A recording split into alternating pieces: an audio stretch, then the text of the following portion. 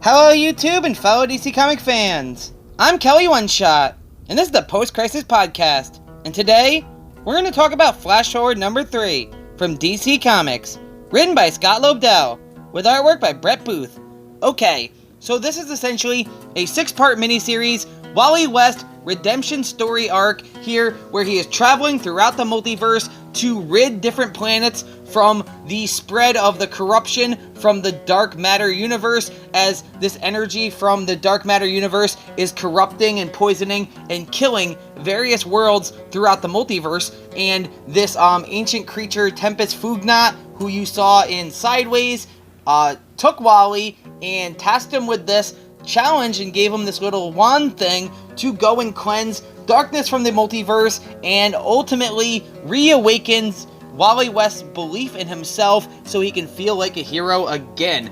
Okay, so we actually start this issue off in Earth number 43, where it is actually the vampire universe, and we see various people falling through the sky here, and Wally West is doing his best to save them and stop them. This seems to be Gotham City, and he's saving them all as the cruise ship they were on was just tossed and hurled into the sky, and all of these people are just falling down, free falling, and Wally saves them all and he puts them on the top of the roof, and then the ship actually hits the top of another roof, and Wally moves them to the next roof here, and then he's just kind of like trying to figure out what's happening here. What's going on? And who is the them that everybody here on this planet is ultimately afraid of? And then we actually see who the them is, or at least one of them, and that is Superman of the Justice League of Vampires. That is a Superman who is a vampire, and the two of them have a conversation here, and Wally is just like, what's going on? The last Superman I met was the President of the United States, and I seem to have liked him a lot better than I like you. And he does his best to fight Superman, and he's throwing hundreds of punches all at once and doing the best, and he even mentions that on his Earth, he would never, ever try to fight Superman, but here on this Earth, he's going to give it his best shot, and he's going to give 1,000 punches in one, and he ultimately realizes, too, that on this Earth, Superman is a vampire, too. So he grabs all these sticks, and he turns them into little stakes, and he stabs Superman into a million different places, pitting him and locking him down on the ground. That seems to be enough to not kill him, but stop him. Now, somebody's watching Wally take down Superman from afar, from it looks like the scope of a sniper, and he says that Wally's good, but he didn't kill that monster, which makes him an idiot.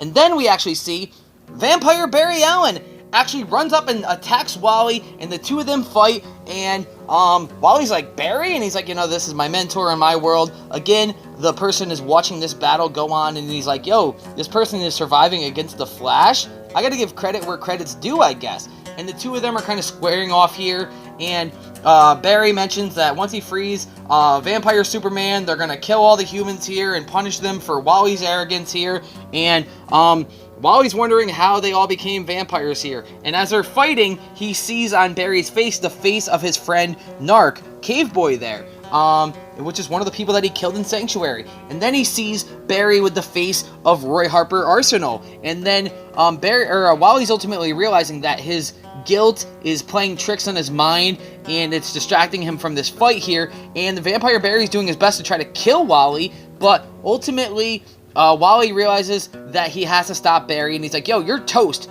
And then all of a sudden, hundreds of little arrows stab into the back of Barry Allen, the vampire, and Wally realizes that somebody here is helping him. And then all of a sudden, right before Barry dies, he turns back into a human, and he says, Wally, thank you. And Wally says, you're welcome. And then he just turns into vampire dust here. And then it's here where Wally West actually runs into the person who's been watching him from afar. And that is none other than Roy Harper Arsenal here. And he is essentially like a vampire hunter with his crossbow, and he's just trying to take down the various members of the superhero Justice League of Vampires here, and he's one of this Earth's last hope, and they kind of like reintroduce themselves. Wally says like, yo, I know your name, I know who you were my best friend on my planet, and I actually accidentally killed you, and he's kind of talking about it, but Roy doesn't really seem to care too much, because his goal is to take down Batman, because Batman's the leader. Batman turned into a vampire to try to defeat Dracula, as you know from the story from this Earth. Obviously, it's one of the Elseworld stories from way back when. And either way, Roy Harper hops into his car because he's on his way to stop Batman, because the vampires are feeling particularly sassy tonight, as they seem to have something like an ace up their sleeve here, which we know is the dark matter corruption from the dark multiverse.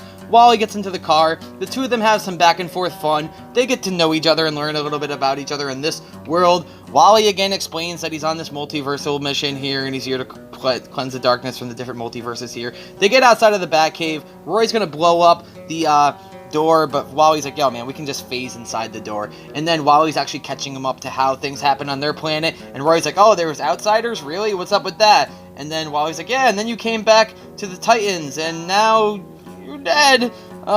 Either way, they run into the Batcave, and they see easily here, this is where the dark matter is. It's all throughout the Batcave, as obviously if Batman's this dark vampire, then it's going to be drawn to him on this world. And Wally pulls out his little wand thing, and he's going to cleanse the darkness with his little wizard wand, but the Batarang just knocks it right out of his hand, and Batman's like, yo bro, I've been scanning this dark material, and I realize that it can feed and sustain an entire world of vampires here, and he doesn't need to rely on human cattle for subsistence, that he can use this dark matter to feed his vampires, so he's not going to let Wally stop it. But Roy does his best to battle Batman, and Wally goes and grabs the wand thing, and he's trying to get rid of the darkness here and shoot the light off into the sky, but Batman slashes Roy Harper, and Roy Harper's down, and this makes Wally cry and react, and then he has to fight Batman.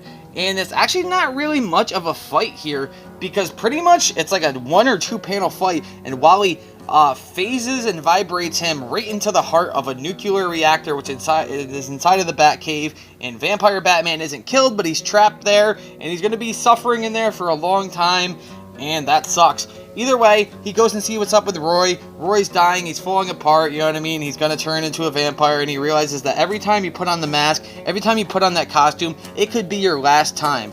And ultimately, Wally's like, yo man, I'm sorry, Roy. I'm sorry I failed you again. And then Roy stops him, grabs his hand, and he says, no, you don't get to take away my choice.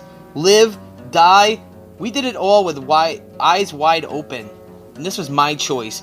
And then Wally cries as he has to see his friend die again. This time it wasn't at his hands, but he has to see his best friend die again. And he's crying here. And he says that he has been feeling so sorry for Roy and all of his victims, because he's seen them as victims instead of the heroes that they always were, right up until the end. And this is the end of the book, but we actually see Tempest Fugnot. He's looking off into the distance as he's like following Wally from behind and just looking over him on this journey here. And he says that over the years, he's done so many unsavory deeds in his name and the name of his fellow Fugonauts, because there's other creatures like him. But he's never been called to reignite the flame within a hero. And then he kind of smiles. And the next issue says, things get trippy, okay, even trippier. So let's see what's going on here. Tempest is still like, is he truly good? Is he bad? He seems to be ultimately a pretty good guy. He was in the Sideways series. I'm not a huge fan of this Wally West redemption story. I don't think that it's been particularly written well. I feel like it's very short bursts trying to tell these quick little jolt stories, and I don't really feel like it was the best way to go about a Wally West redemption arc after Heroes in Crisis. I'm kind of disappointed in this run, ultimately. I'm still going to read it out, I'm still going to follow it through, and I'm still going to review it and cover it, and sure, it's fun to see the different multiverses again, and to see people like Roy here, but it's not like the deep emotional story that I was hoping for out of a Wally West redemption arc. It seems kind of cheesy, it seems like it's going to do more to hurt the character than it is going to help him, because he's running around with this little wand trying to stop the darkness in different worlds that don't really matter right now. Sorry to be so cynical about that. I mean, I love Wally West. He's one of my top 5 favorite characters of all time. I love Roy Harper even. I don't like this Scott Lobdell run. Sorry.